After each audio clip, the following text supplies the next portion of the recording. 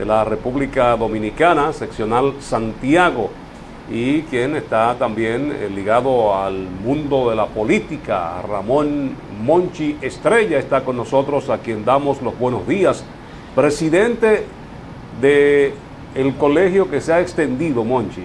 Sí, buenos días, gracias por permitirnos comunicarnos con el mundo, con el país, con las personas que cada día se conectan con Café de Diario 55. Monchi, un proceso medio extraño, ahora leí en la prensa, estaba viendo, hablando de delitos electorales y todo esto. Este proceso que vivimos, que en materia presidencial, senatorial, se definió fácilmente, pero que dejó una maraña y como un mal sabor y una cantidad de votos que si tú lo sumas no cuadran. Tu experiencia con relación a esto, si tú entiendes que fue correcto, si... Mira, la República Dominicana vivió unas elecciones sui generis, un proceso electoral atípico dentro de una pandemia, elecciones extraordinarias, en la cual la necesidad de hacer elecciones sobrepasó inclusive el hecho de frenar la pandemia como tal. Y el Estado se vio obligado a hacer unas elecciones. En medio de una situación difícil, atípica, yo pienso que la población dominicana mayoritariamente decidió salir del PLD y se volcó mayoritariamente hacia los candidatos del partido que tenía la posibilidad de salir del PLD. Hay un sistema electoral y una Junta Central Electoral que controla todo el aparato burocrático para organizar las elecciones, que la población que demostró bastante falta de dirección y también desconfianza en la población. Pero aún así, con toda esta desconfianza de no organizar unas elecciones municipales transparentes, de haber cuestionamiento en la primaria de un partido, aún así la diferencia fue tal que la gente lo asume como lo que pasó. Hay un descuadre entre la persona que votó por lo senatorial, que votó por lo presidencial y que votó por los diputados, enorme, en el sentido de que a cada persona le dieron 3 boletas y no podía desaparecerse un voto de uno para pasarse al otro. Pero eso, en términos de la decisión, la gente lo asumió como tal. Yo pienso que hay distintos factores que hay que analizar. El primer factor de las elecciones tiene que ver con que el partido que tuvo la mayor capacidad para llevar gente, sea por el motivo que sea, ganó.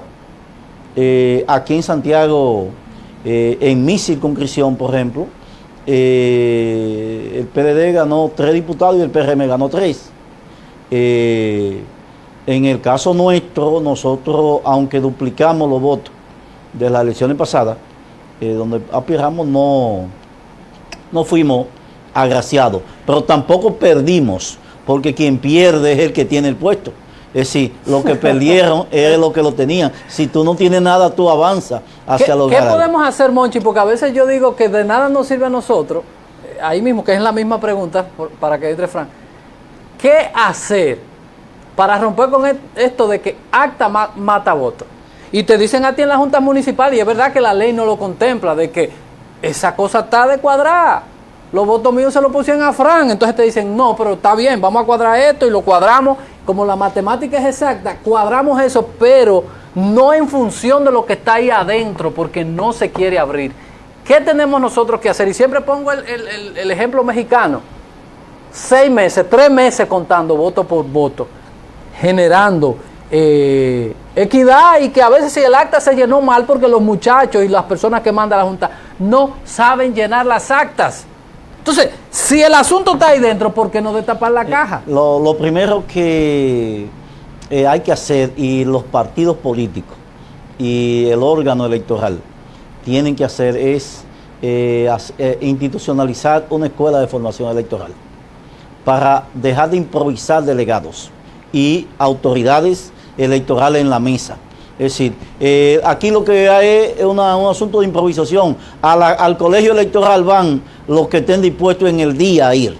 Y se toma cualquier persona para ponerlo de presidente de una mesa de un colegio electoral, a cualquier persona para representar un partido, esté preparado o no. Entonces, eso tiene su formación. Al delegado del partido, el partido tiene que formarlo para que defienda el voto en el colegio electoral y para que hagan la sumatoria, pero también a las autoridades que designa la Junta Central Electoral para dirigir el proceso en el colegio. Entonces, el problema está en que todo el personal que fue al colegio electoral son personas improvisadas, en su mayoría. Es decir, no tienen la posibilidad de establecer que el cuadre se debe dar en función del número de electores que asistió.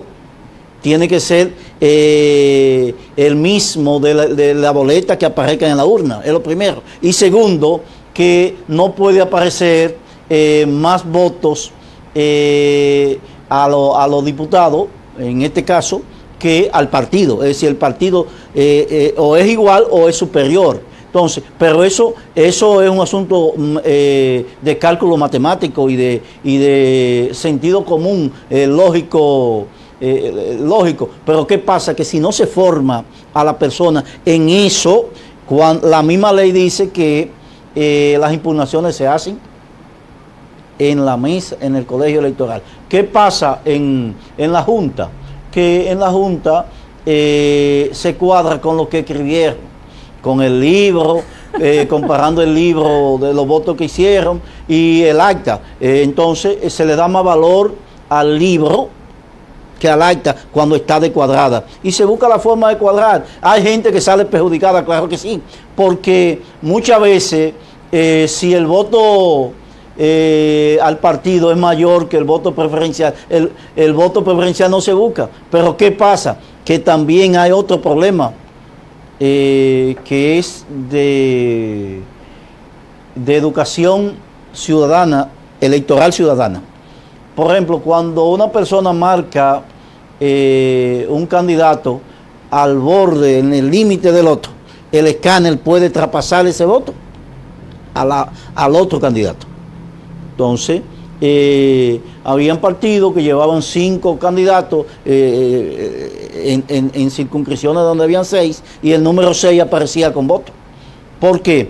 Porque el escáner traspasó esos votos porque estaba muy cerca del límite al otro candidato. Entonces, el problema es que los partidos, y en este caso uno que representa y que participa en esto, tiene que empezar desde temprano a formar los militantes, los activistas, los simpatizantes en materia electoral. Si eso no se hace, va a seguir ese problema de por vida. No, y sobre todo para los partidos pequeños, que tienen menos capacidad para poder hacerlo. Los partidos pequeños tienen un problema, vamos a decir, sustantivo en la participación electoral. Por ejemplo, primero, a los partidos pequeños se le pide, y hay bastante crítica, que compitan con los grandes. Pero ¿qué resulta? En la ley electoral a los grandes le dan el 80% de los recursos del Estado, más que administran poder estatal, nacional, y por su cantidad de votos también administran poder local. Sí, un partido mayoritario controla ayuntamiento, tiene poder de recursos, vamos a decir, de uso de recursos del Estado, aunque no lo tome directamente. Pero también el partido mayoritario que ganó tiene el poder ejecutivo, y aparte de eso le dan 6 o 7 veces más recursos que lo que le dan al partido intermedio, que es del 1 al 5%. Entonces, esa es una falta de equidad, lo primero. Y segundo, lo que tiene que ver con los medios y los aportes. Nosotros estamos en una sociedad en la cual la gente le aporta al que le ve posibilidad. Monchi, ¿qué hacer? Porque es a veces mi pleito y por eso yo, aunque soy parte de un partido, soy simpatizante, un simple simpatizante, que digo lo que pienso. ¿Qué tenemos que hacer? Porque es que la Junta Central Electoral le entrega dinero a los partidos para que ellos generen ciertas cosas y los partidos se convierten en maquinarias electorales. Antes de todo este proceso, yo recuerdo que tuve una lucha en el partido que yo milito porque yo le decía a mis dirigentes, señores, hay que centrarse en el cambio de las juntas municipales. Y recuerdo como ahora le dije, principalmente la Junta de Tamboril y la Junta de Santiago. Y ahí, cuando estamos en el debate de estas cosas, yo no soy de la parte institucional, sino a través de un organismo que pertenecía, me encuentro el otro día que el partido votó para que las cosas siguieran como siguieran y la misma gente que están ahí tuvieran, y lo mismo en Tamboril pasó y todas estas cosas. ¿Qué tenemos que hacer para que los partidos se pongan de acuerdo de aquí a 4 años? Porque ¿qué es lo que decimos? Aquí hay mucha gente diciendo, el método preferencial y el método de Home no sirve. Después que pasan las elecciones, nos acordamos de eso, pero tenemos 4 años con eso dormido ahí, sin analizarlo. ¿Es ese juez el conveniente que administre las elecciones del 2024? Mira, el problema de la proporcionalidad en la asignación de escaños, habría que cambiar el sistema de partido, porque si tú no usas el sistema de asignarle escaños a partidos y lo haces directamente a personas, entonces los partidos no tenían razón de ser. En ese estamento no tendrían razón de ser, porque el voto tú lo conseguirías de manera directa con la persona. Ahora bien, lo que yo entiendo y recalco es la necesidad de crear una escuela de formación electoral de los partidos políticos o centralizarla en la Junta Central Electoral. Yo soy de opinión, en lo particular, que eso debe centralizarse en una institución que reciba y que forme los delegados electorales de todos los partidos políticos. Es decir, nosotros tenemos que restringir el uso de los recursos del Estado a favor de los partidos políticos. Es decir, porque eso es un asunto de inequidad.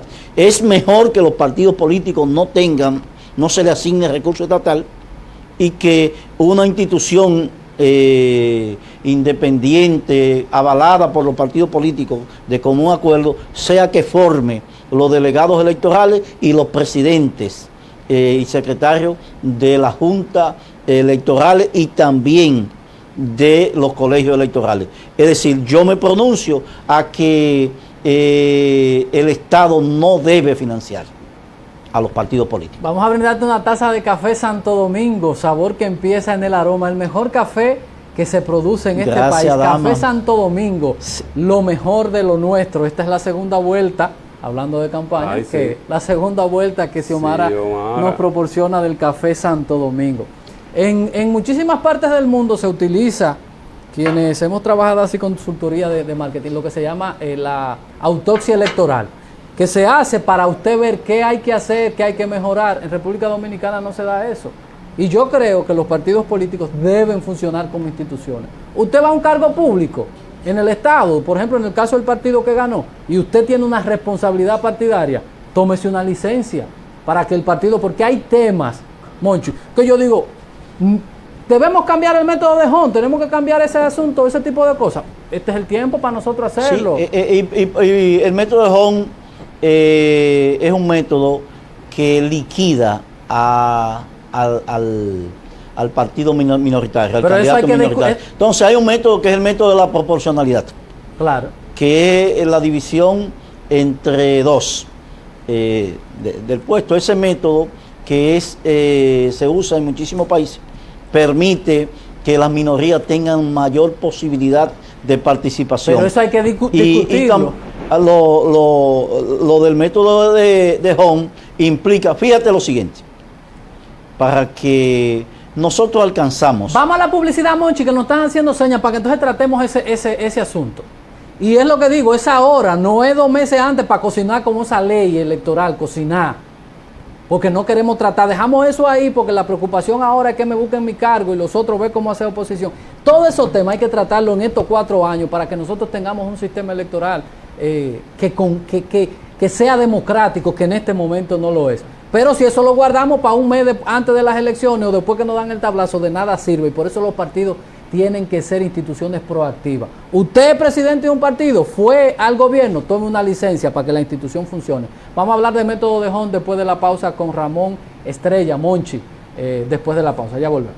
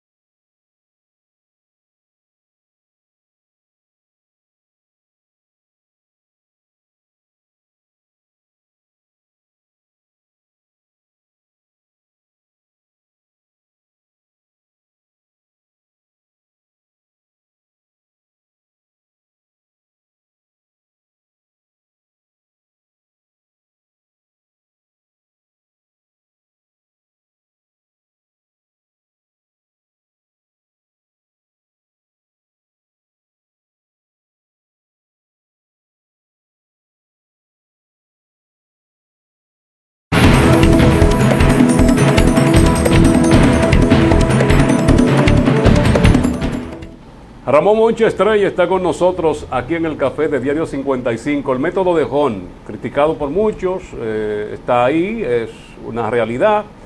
Los que no son beneficiados, aquellos que incluso muchos estuvieron dando como ganadores y al final pues fueron otros.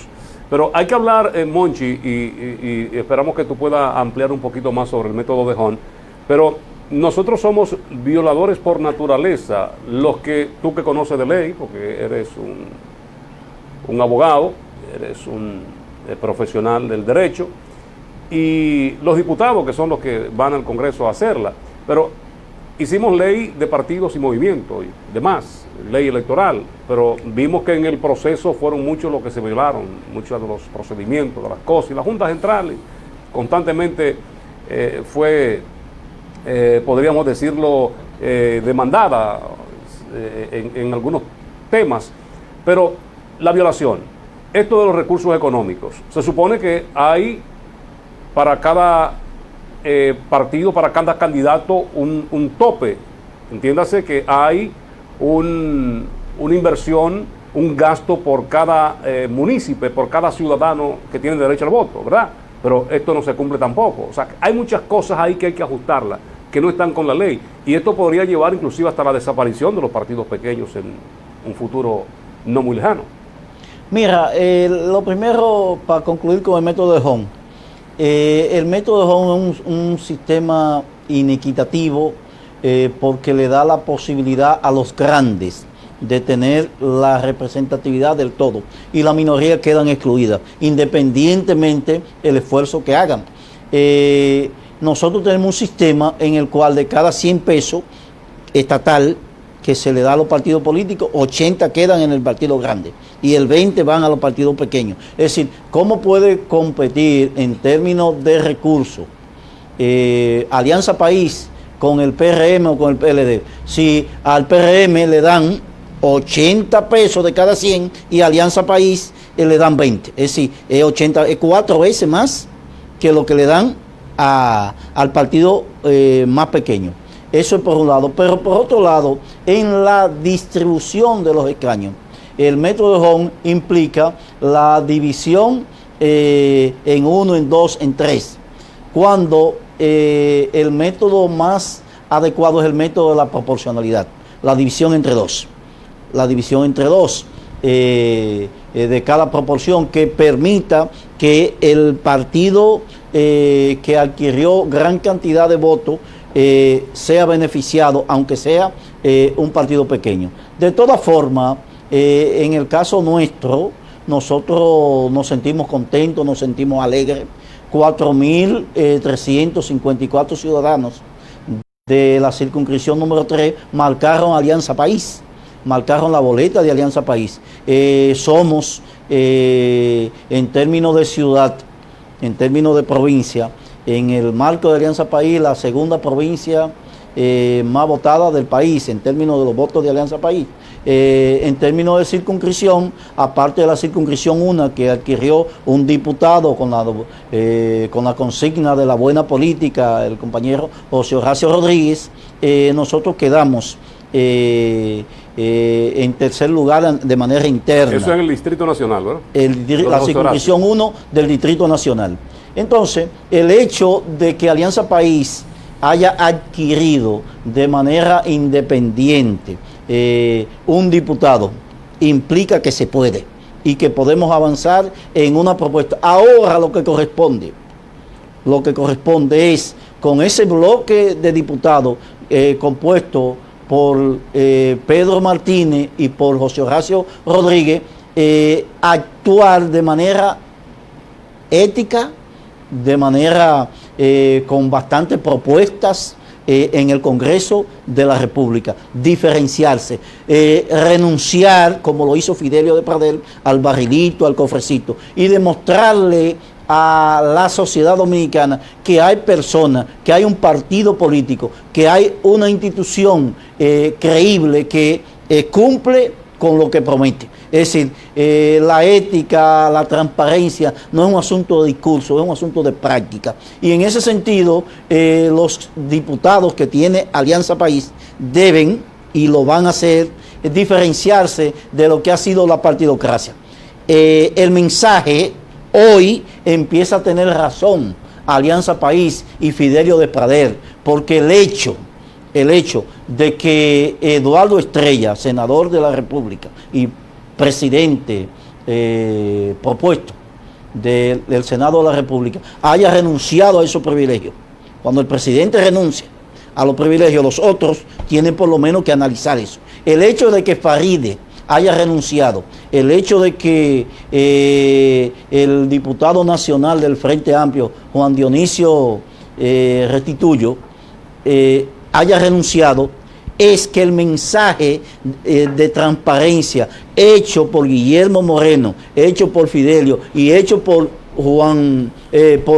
los candidatos José Horacio Rodríguez y Pedro Martínez, ha calado más allá de la frontera de Alianza País.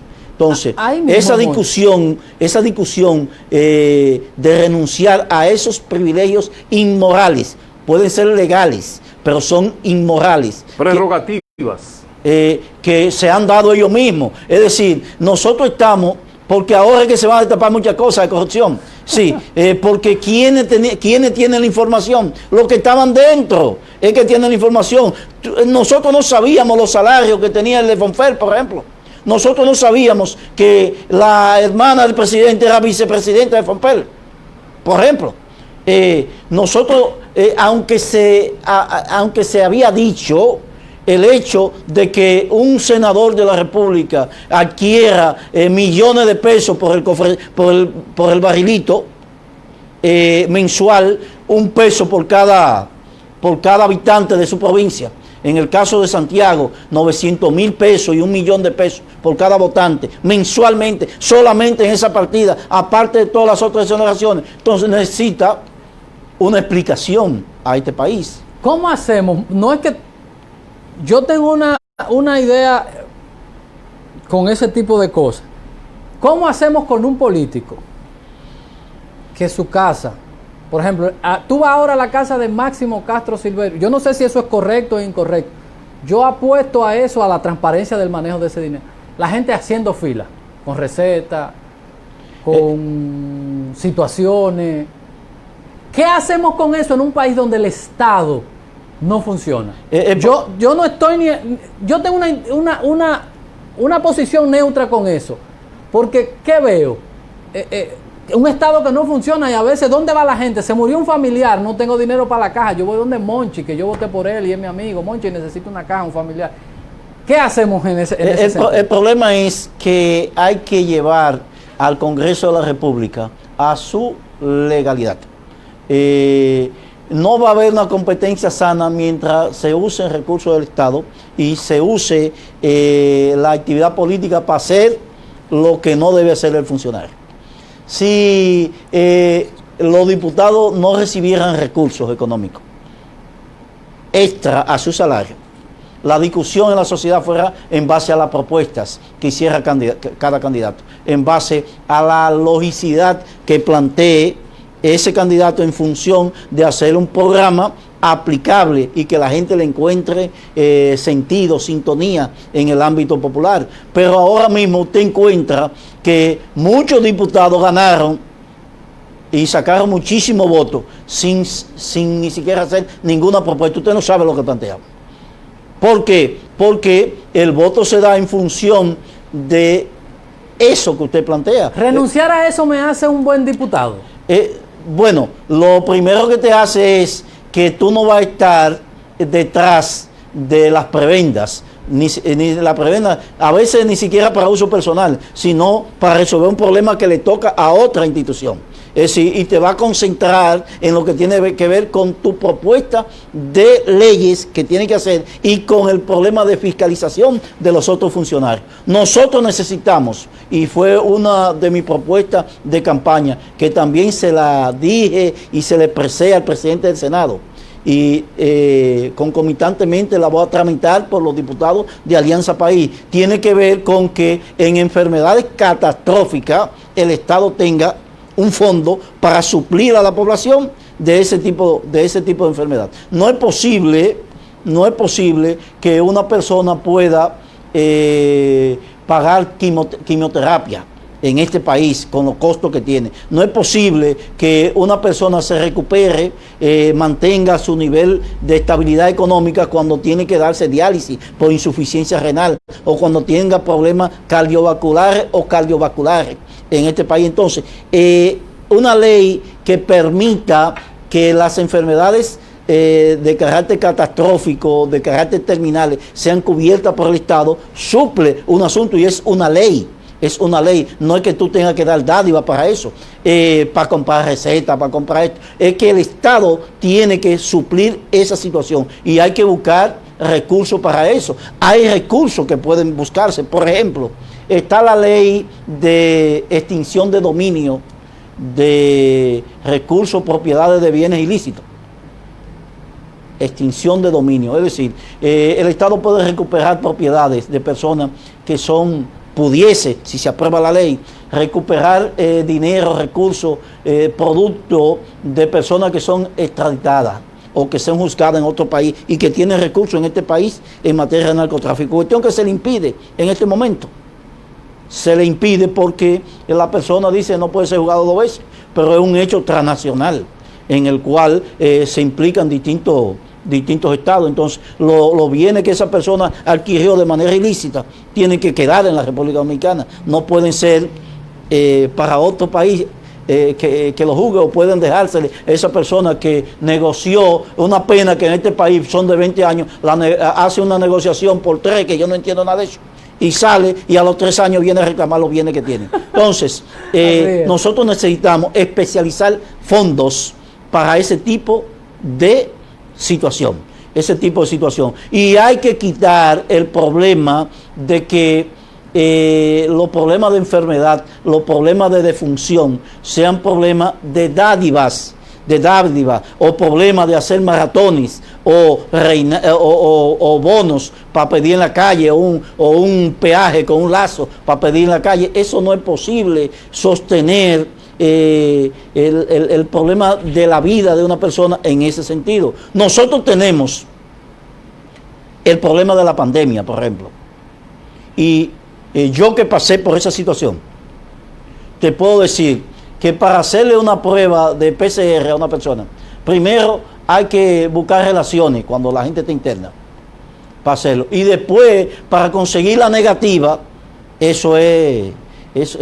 y la persona que dicen que tienen que visitar la salud pública a la casa para ver los problemas de la familia, para ver, supervisar, eso es mentira, no hacen nada. Esto que se está haciendo son nada más problemas de medios de comunicación. Es decir, ese Ministerio de Salud Pública no ha funcionado, ese Ministerio de Salud Pública está acéfalo. Ay, Dios mío. Monchi, vamos a ir a la publicidad. Hay situaciones que hay que decirle en este país, no en perjuicio, sino para nosotros buscar una solución institucional a muchísimas cosas.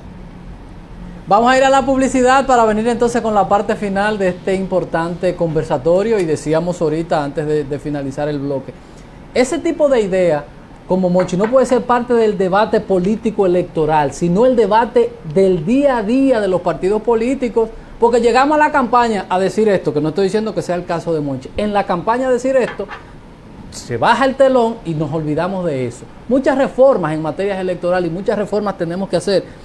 Y eso es responsabilidad de los partidos, mantener esas cosas en el debate del día a día, porque ahorita se van unos a hacer oposición y otros se van para el gobierno y cierran los partidos con llave. Y nadie sabe quién es el presidente de esto ni nada, porque hay gente que se fue a trabajar para otro sitio. Hay que aportar ideas, hay que generar debates, intercambio de ideas, chocar las ideas, ver las ideas encontradas, para que podamos cambiar este país. Los temas no pueden ser elementos solamente de campaña. Publicidad, y venimos con la parte final con Monchi Estrella.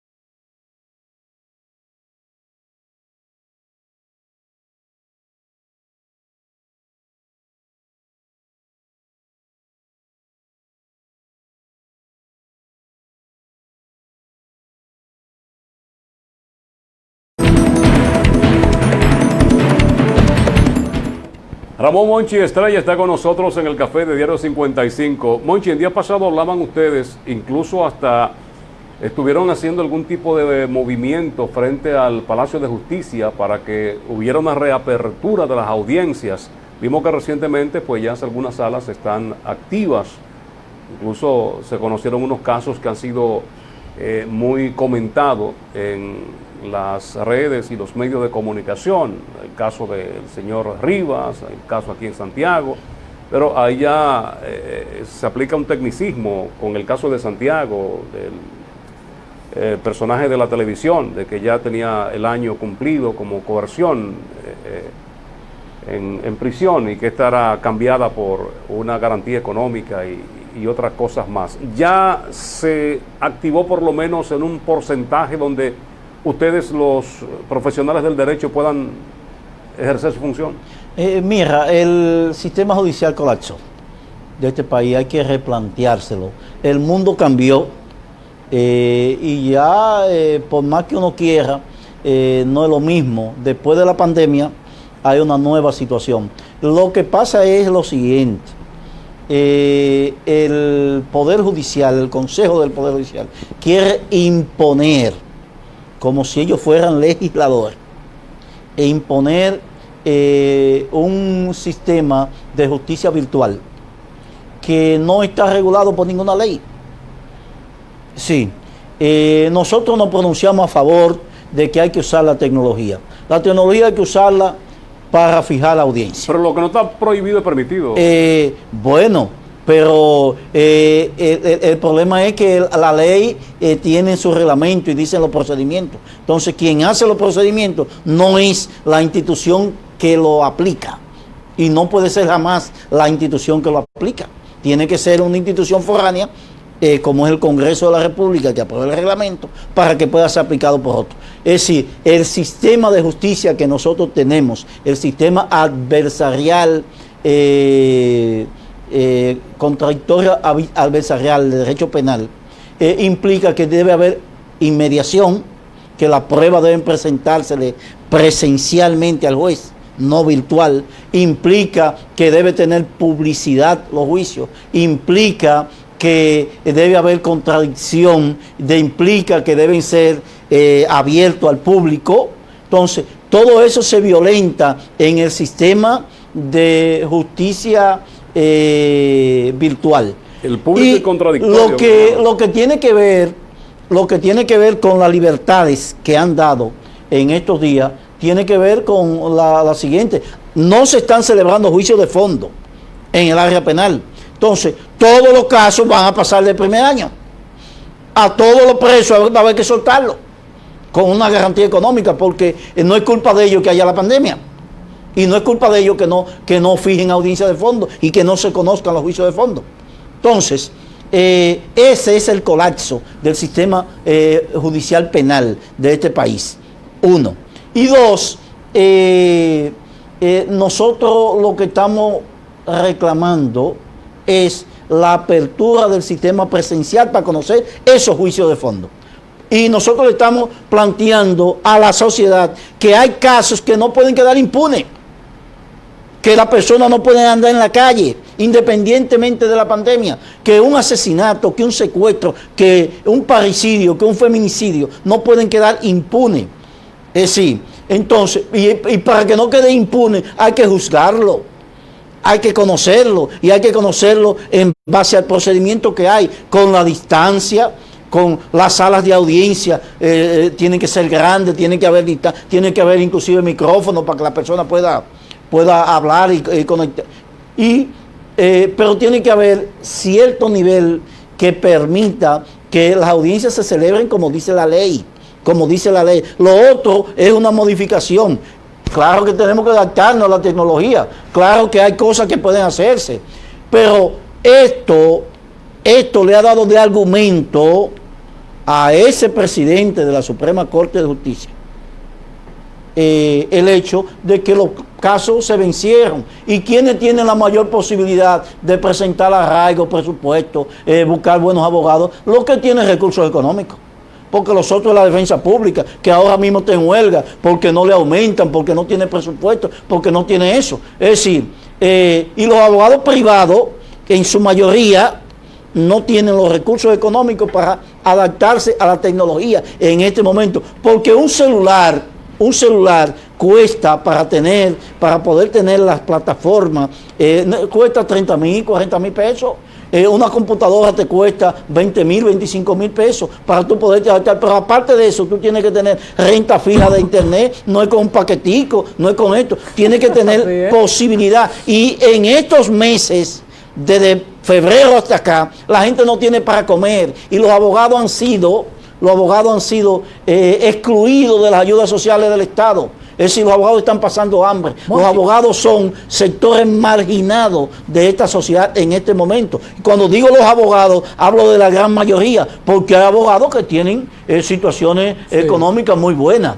Pero esa parte, y lo que tiene que ver con soltar, poner libertad, cambiarle medidas de coerción a personas que la sociedad sabe que han cometido crímenes planificados,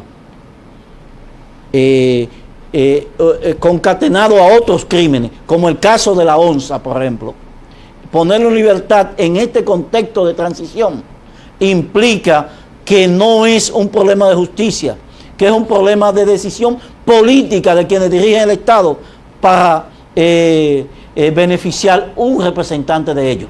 Por lo tanto, la Corte de Apelación tiene que revocar esa libertad. Tenemos casi que irnos, Monchi. ¿No? Yo al principio iniciamos el programa, la fase de comentario. Fran hablaba de la inauguración que hará el presidente hoy de una terminal que tiene, tú que conoces todos los estamentos, desde el primer grado hasta el Tribunal Constitucional, diciendo que eso no se hiciera ahí. Hoy en el día de hoy eso se hizo por encima de todo el mundo y el presidente inaugura, desacatando todas las leyes de todo, resoluciones hasta municipales de la sala capitular. En un caso así, nosotros creo que no tenemos en nuestro código el desacato. ¿Qué delito cabería ahí? Porque tenemos más de 10 sentencias, incluyendo asuntos municipales que se han violado, y se hizo la terminal y hoy se inaugura por encima de todo el mundo. El problema es que el Congreso que nosotros tenemos es un consejo gomígrafo del Poder Ejecutivo. En esta gestión vamos a ver la que empieza. Dios quiera que no sea así, que los diputados y los senadores entiendan que tienen una función de legislar, pero también tienen la función de fiscalizar. En este tipo de problemas, el juicio político. Llegamos al 16, ya no es presidente. No, entonces, al presidente de la República hay que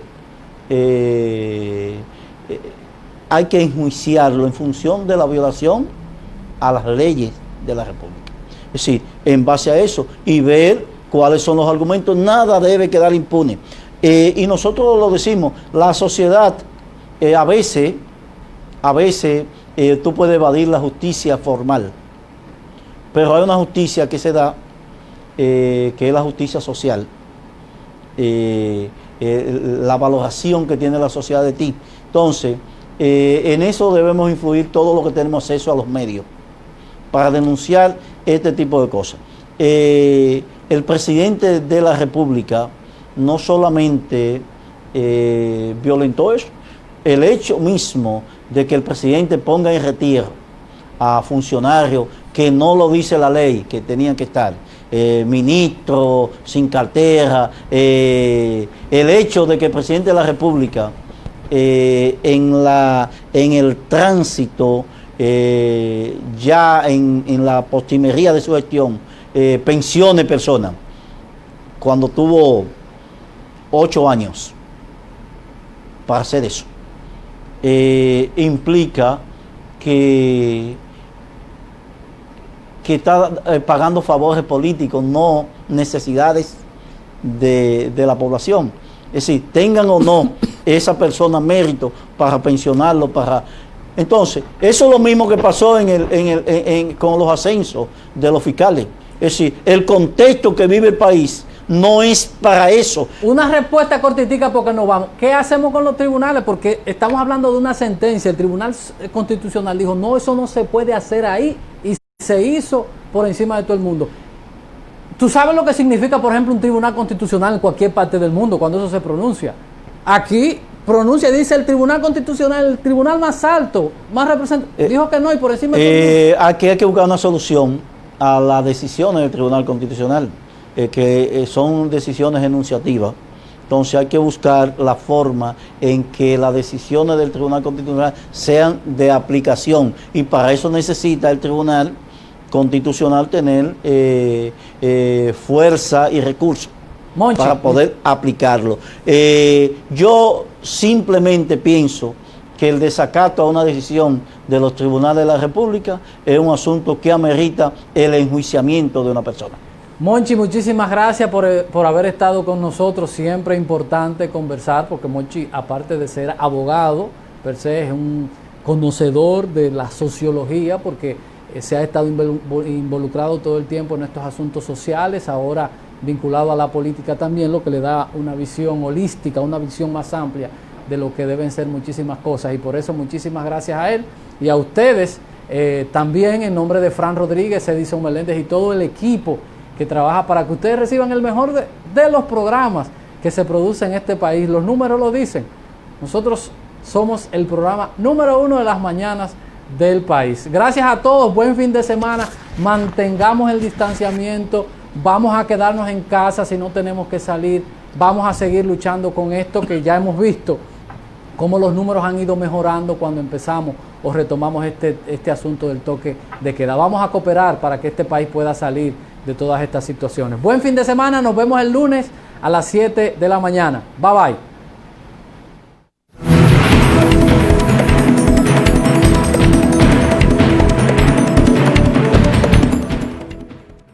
Somos tu imagen, somos tu voz. Canal 55. Tu televisión.